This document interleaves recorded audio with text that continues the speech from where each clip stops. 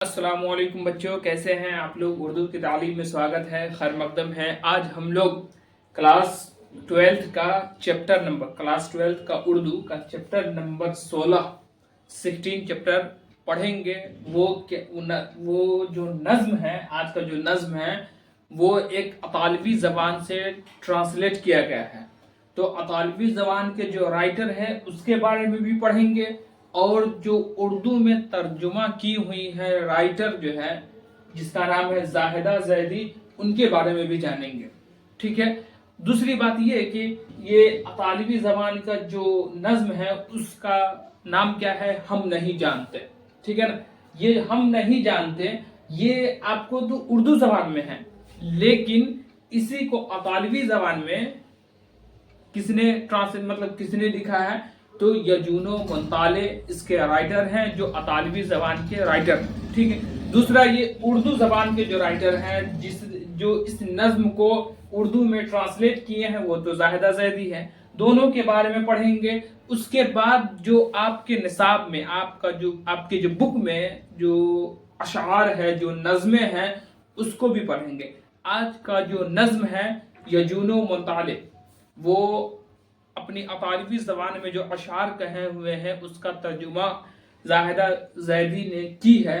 वो अशार का मतलब, वो नज्म का मतलब और उसका जो खुलासा है, तशरीह है, वो ये है कि अतालवी ज़बान में यजूनो मुंतालो ये कह रहे हैं वो अपने हालात ज़िंदगी के बारे में कि मैं क्या हूँ और क्या कर रहा हूँ, आने वाली ज़िंदगी में मेरे साथ मेरा कैसा सिचुएशन होगा, मेरे हालात कैसे होंगे। लेकिन फिर भी एक ऐसा सिचुएशन होगा, एक ऐसे हालात होंगे कि जैसे मैंने जो एजुकेशन हासिल किया उस एतबार से तो बेहतर ही होगा। लेकिन फिर भी आदमी को ये कह नहीं सकते हैं कि किसका किस्मत, किसकी ज़िंदगी किसे किस हालात पे ले जाए। ये अपनी ज़िंदगी के बारे में बोल रहे हैं। उसके बाद ज़िंदगी के बाद क्या होगा उसके बारे में भी, जिस तरीके से एक मुसलमान के लिए क्या है कि दुनिया और आखिरत, दुनिया में अगर आप जैसा काम कीजिएगा उसका आखिरत में उसका जवाब, उसका हश्र मिलेगा। उसी तरीके से यजूनो मुंताले जो है ये अपनी ज़िंदगी के बारे में भी सोच रहे हैं। दूसरा ये कि वो अपने ज़िंदगी के बाद जो है उसके बारे में भी सोच रहे हैं। और उस समय का जो सिचुएशन था, जिस समय वो अशार लिखे थे 19 साल की उम्र में, अप्रॉक्स लगभग 1917, देखिए 1915 ईस्वी में, तो उस समय आपको लगभग जो है फर्स्ट वर्ल्ड वार, जिसको पहली जंग अजीम कहा जाता है, उस समय शुरू था, जिसके बिना पे वो उन अशार में भी उसको इंक्लूड किए हुए हैं कि अगर लड़ाई होती है, जंगें होती है, तो दोनों मुल्क का, दोनों देश का तो नुकसान है ही है। लेकिन अगर आदमी कैद हो जाता है या फिर समझिए उसका घर बार लुट जाता है, तो उसको क्या मालूम कि उसे किस सरहद से गुजरना पड़ेगा, कौन से आदमी से मुलाकात होगी। जैसे कि आदमी पहले के दौर में कैसा होता था कि अगर लड़ाई वगैरह होती थी तो लड़ाई होने में जो सामने वाला अगर जीत जाता था तो जिस जगह को जीतता था तो उस जगह के सामान, घर वगैरह, ये सबको जो है ना तबाह व बर्बाद कर देता था। वहां से जो सामान वगैरह लूट लेता था और वहां के जो आदमी जो रहते थे उसको बंदिश कर लेता था, मतलब बांदी, या फिर मतलब उसको जब्त कर लेता था, कैदी बना लेता था। ये चीज था।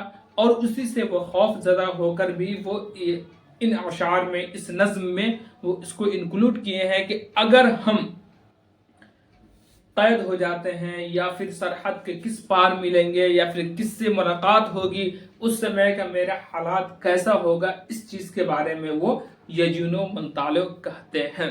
ये चीज़ तो हम बता दिए आपको कि आज के जो चैप्टर है उसमें ये चीज़ बयान किया गया है, नज्म के अशार की तशरीह कर दी है। दूसरी बात ये कि आपको ये जो नज्म है, नज्म हम नहीं जानते, वो एक आज़ाद नज्म है। आज़ाद नज्म मतलब ये होता है कि उसमें कुछ, देखिए हर नज्म का एक रूल रेगुलेशन होता है, हर चीज़ का एक रूल रेगुलेशन होता है। फॉर एग्जांपल, जैसे कि अगर हम नमाज पढ़ते हैं तो नमाज पढ़ने का रूल रेगुलेशन ये है کہ جیسے کہ سب سے پہلے ہم کو وضو بنانا پڑے گا، اس سے بھی پہلے تو پاک صاف ہونی چاہیے، اس کے بعد وضو بنائیں گے، اس کے بعد سلیقے سے جہاں نماز وغیرہ بچھا کر جو ہے اور ٹوپی وغیرہ لگا کر نماز پڑھتے ہیں، تو اس کا رول ریگولیشن ہے، قاعدہ قانون ہے۔ تو اسی طریقے سے نظم کا بھی قاعدہ قانون ہوتا ہے، ایک پابند نظم ہوتی ہے، ایک آزاد نظم ہوتی ہے، اور بہت ساری قسمیں ہوتی ہیں۔ لیکن آزاد نظم میں یہ چھوٹ ہوتی ہے کہ آپ کوئی سی ورڈ کو یوز کر سکتے ہیں، اور کوئی بھی بند کافیہ ردیف ہو یا نہ ہو اس میں چھوٹ ہوتی ہے، تو اسی کو کہا جاتا ہے آزاد نظم۔ ٹھیک ہے، اب ہم لوگ دیکھیں، اب ہم لوگ یہ جانیں گے کہ اس نظم میں جو ہے یجون و منتالو کے بارے میں، ان کی حالات زندگی، اور انہیں کس مطلب کون کون سی ڈگری حاصل کیے تھے، اور دوسری بات انہیں کون سا پرسکار ملا تھا، کون سا انعام ملا تھا، یہ چیز کے بارے میں جانیں گے۔ چلیے بورڈ کی طرف چلتے ہیں، اس کے بعد لاسٹ میں ہم لوگ آپ کا جو نظم ہے ہم نہیں جانتے، اس کے اشعار کو پڑھیں گے اور اس کی تشریح کریں گے۔ ٹھیک ہے، چلیے شروع کرتے ہیں۔ آج کا جو چیپٹر ہے آپ کا، یہ کلاس 12 کا جو ہے نظم چیپٹر میں آپ کو ہم نہیں جانتے، یہ آپ کا آج کا چیپٹر ہے، ہم نہیں جانتے۔ اور یہ ہم نہیں جانتے ایک جدید اطالوی نظم کا ترجمہ کیا گیا ہے۔ ٹھیک ہے، نیکسٹ اس کے رائٹر جو ہیں، دیکھیے چیپٹر نمبر تو آپ کا 16 ہے ہی ہے، لیکن اس کے جو رائٹر ہے، مصنف ہے، یجون و منطالع ہے، اور ان کی پیدائش 1896 عیسوی میں جنیوا میں ہوئی تھی۔ جنیوا دوسرا ملک جیسے امریکہ وغیرہ کیسا ہوتا ہے، امریکہ میں شاید شکاگو وغیرہ، اسی ٹائپ کا جنیوا امریکہ ہی میں، لگ بھگ کنفرم نہیں ہو سکتا ہے، وہاں ہی ہوگا، جنیوا میں ان کی پیدائش ہوئی تھی۔ اور یہ جو شعر، یہ جو رائٹر ہیں، یہ 20ویں صدی کے ہیں۔ ٹھیک ہے، 20ویں صدی کے شاعر ہیں۔ یہ آپ کو ایگزام میں پوچھ دیتا ہے کہ یجون و منطالع یہ کیویں صدی کے رائٹر ہیں، تو 20ویں صدی کے رائٹر ہیں۔ نیکسٹ ان کا ایجوکیشن جو تھا، دیکھیے یہ موسیقی اور ادب کی تعلیم حاصل کی تھی۔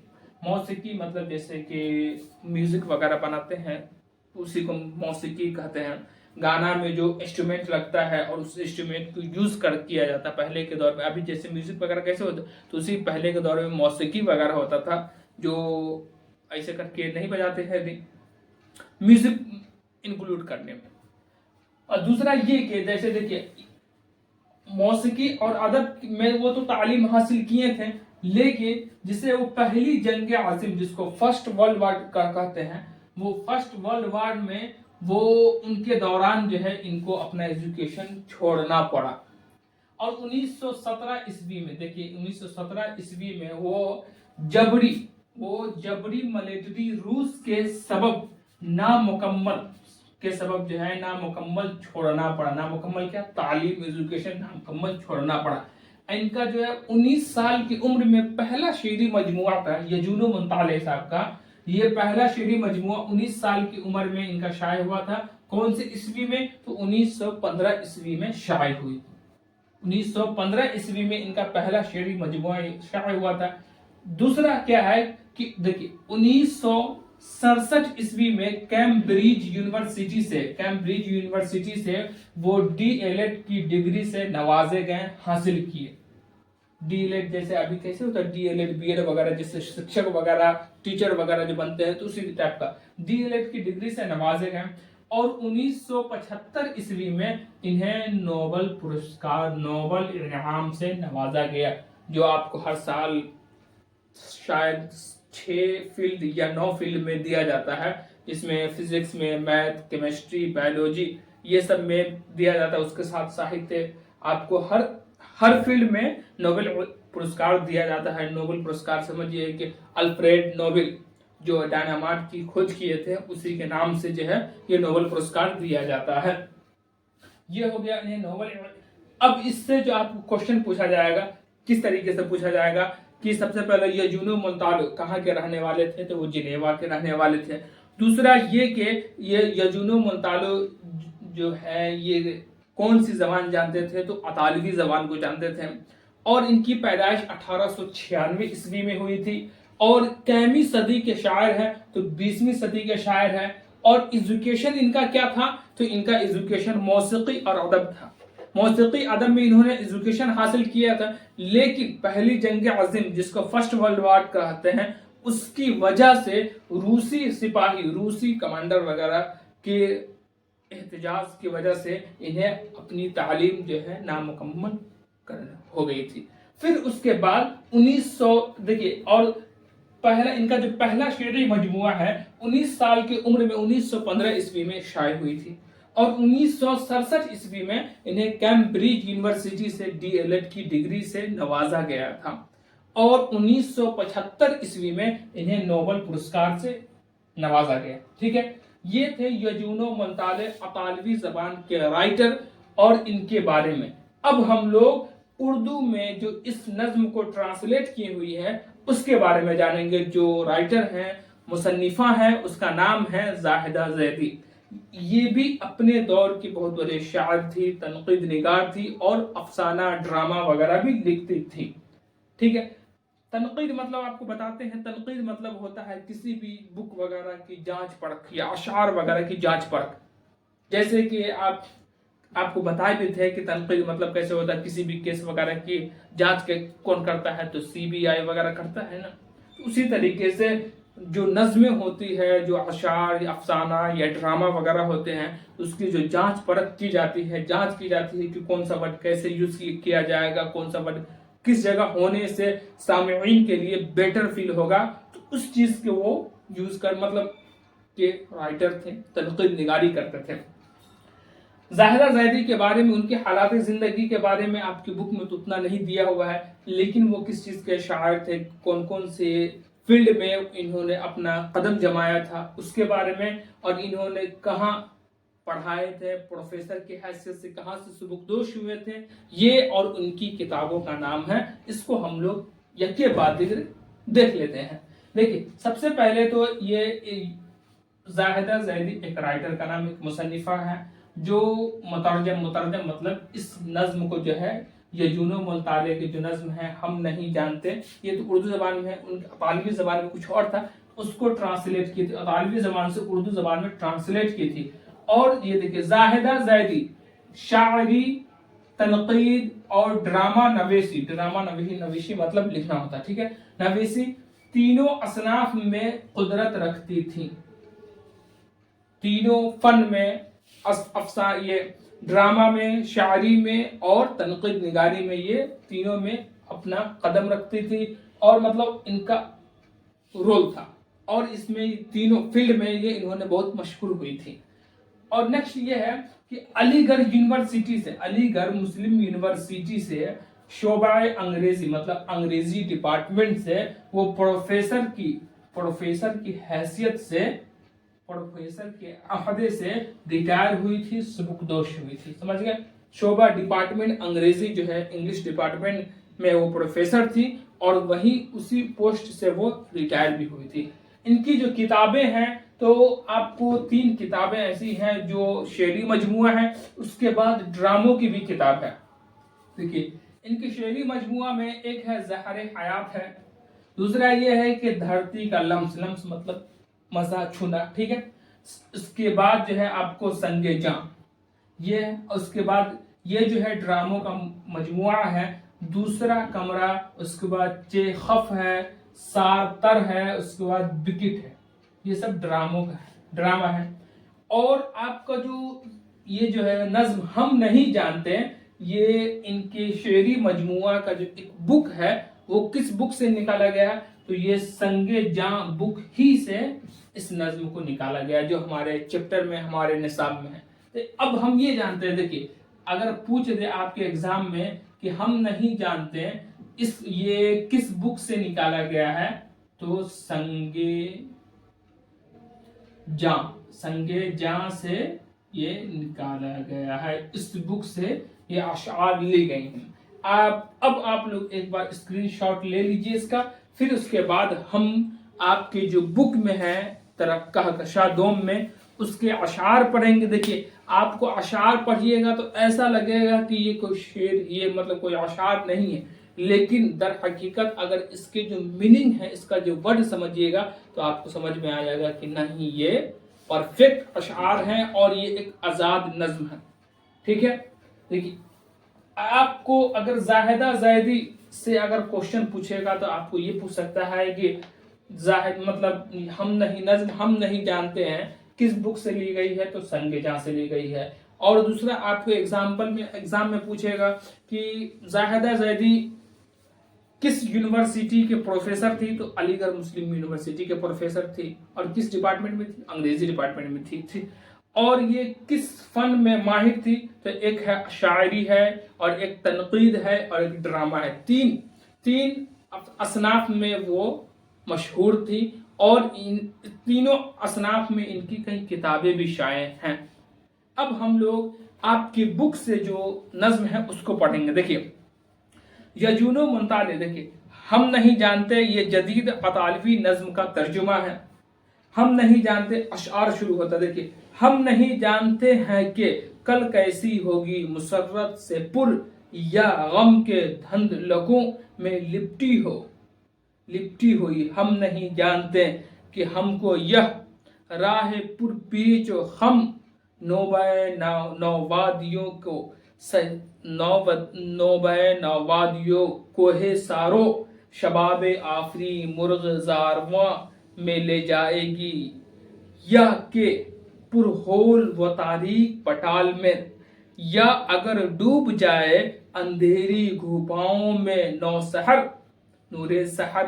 یہ بھی ممکن ہے کچھ اجنبی سرحدوں سے ہمارے قدم جا ملے، یہ بھی ممکن ہے یہ دیو مالا روایت کہنا، یہ تاریخ جن سے تراشا گیا قصہ زندگی کا بدن، ایک مبہم اندھیرے میں کھو جائے، پھر زندگی وہ حکایت ہے جس کی ترسیل ممکن نہ ہو۔ ہاں مگر اتنا معلوم ہے ہم کو اے بہرے اے جد امجد، کہ اب ہم جائیں گے تیرے آہنگ کو، تیری خاموش سرگم کو بھی ساتھ لے جائیں گے، جو ہماری نواؤں ہمارے تنفس میں پیوست ہے۔ گو صدا تیری خاموش ہوگی، مگر گونج اس کی نہا خانہ دل میں باقی رہے گی، جیسے صحن چمن میں کوئی بوسہ آفتاب، جس کو وہ یاد میں اپنی محفوظ رکھتا ہے، سورج میں ڈھلنے کے بعد ادراک روزی تیری عنایت کا پروردہ، وہ بے صد الفاظ جس میں تیرا لمس پوشیدہ ہے، خاموشی اور وما زندگی میں گزر کر ہماری رگوں میں اتر آئیں گی، اور ہم اپنے لب پر تیرا ذائقہ موج زن پائیں گے۔ یہ تو اشعار ہے، لیکن دیکھنے میں ایسا لگ رہا ہے کہ اشعار نہیں ہے۔ دیکھیں اس تمام اشعار کا نچوڑ کیا ہے۔ یجون و منتالب یہ کہہ رہے ہیں کہ ہم نہیں جانتے ہیں کہ کل کون سا دن ہوگا، سمجھ گئے، مسرت خوشی کا ہوگا یا پھر غمی کا ہوگا۔ یہ بول رہے ہیں مسرت سے پر ہوگا، خوشی کا ہوگا، یا غم کے دھندلوں میں لپٹی ہوئی، یا پھر پریشانیوں میں ہوگی۔ ہم نہیں جانتے، ہم کو یہ راہ پر پیچ و خم، یہ راستہ جو ہے، یا پھر پر پیچ و خم مطلب ہوتا ہے پیچیدہ ہوگا کہ مشکل ہوگا۔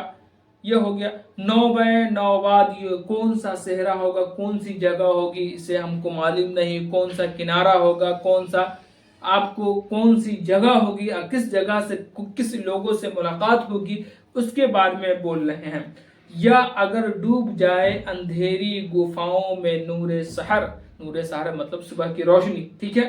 یہ بھی ممکن ہے کچھ اجنبی سرحدوں سے ہمارا قدم جا ملے، یہ بول رہے ہیں یہ بھی ہو سکتا ہے، جیسی یہ جنگ چل رہی ہے، جیسا یہ سچویشن ہے کہ بھاگنا ایسا نہ ہو کہ ہم جب بھاگیں تو ہم اپنے ملک سے ہی دوسرے ملک میں چلے جائیں، ایسا بھی ہو سکتا ہے۔ یا یہ بھی ممکن ہے وہ دیو مالا روایت کہنا، مطلب میرے بارے میں کہنا کہ یہ جو تاریخ میں نے جو لکھی ہے جن سے تراشا گیا قصہ زندگی کا بدن کی مطلب یہ جو ہمارے حالات کے بارے میں جو بیان کیا گیا ہوا ہے، اسے تاریخ یاد رکھے گی، ایک مبہم اندھیرے میں کھو جائے گی. مبہم مطلب ہوتا ہے آپ کو شبہ، جس کو مشکوک کہتے ہیں. مشکوک، اس کے بعد یہ ایک مبہم اندھیرے میں کھو جائے گی. پھر زندگی وہ حکایت. اگر ہم اپنی زندگی کے بارے میں اگر نہیں بتاتے ہیں تو یا پھر ایسا ہو جائے گا کہ ایک زندگی ایسی ہوگی جہاں کھو جائے گی، کسی کو کچھ پرواہ نہیں ہوگا. ہاں مگر اتنا معلوم ہے ہم کو کہ اے بحر مطلب اے ندیاں، اے جد امجد، اے میرے خاندان والے، کہ اب ہم جائیں گے، ہم تو جائیں گے تیرے آہنگ کو، مطلب تیری جو دروازے یا پھر تیری جو چھوڑی گئی عادتیں، وہ اس کو تیری خاموش سرگرم کو بھی ساتھ لے جائیں گے. تو نے جو مجھے سکھایا ہے اپنے خاندان کے بارے میں، اپنے وارثین کے بارے میں بولنا ہے کہ ہم جائیں گے، ٹھیک ہے، لیکن ہم آپ کی جو یادیں ہیں، جو آپ کا بتایا ہوا جو قول ہے، آپ کے جو رول ریگولیشن ہیں، اس کو ہمیشہ یاد رکھیں گے، جو ہماری نواؤں، ہمارے تنفس، ہمارے دل میں پیوست ہے. گو صدا تیری خاموشی ہوگی، مطلب اگرچہ ہماری خاموشی ہوگی مگر گونج اس کی نہا خانہ دل باقی رہے گی.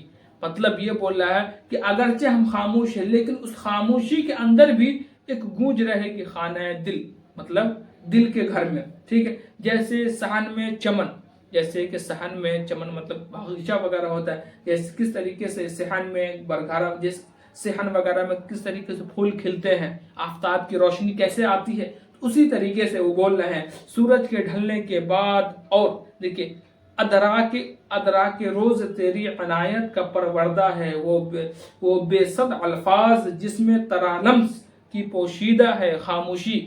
یہ بول رہے ہیں کہ اگر ہم خاموش بھی ہو جائیں پھر بھی آپ کی بتائی ہوئی چیزوں ہمارے دل میں ایسے پائبست ہے کہ جس طریقے سے صحن میں جو چمن خوبصورتی ہوتی ہے اور آفتاب کی جو روشنی ہوتی ہے ویسے اجاگر ہوتا ہے. اور ہم اپنے آنے والے وارثین کو، اپنے آنے والے اولاد وغیرہ یہ سب کو بھی آپ کے بارے میں اور آپ کی جو نظمیں ہیں، آپ کی جو یادیں ہیں، اس کو ہم بتائیں گے، تاکہ پرانے لوگوں نے جس طریقے سے اپنے دیش کو، اپنے سیاست کو، اپنی زندگی کو سینچا ہے، اس چیز کو وہ یاد رکھیں.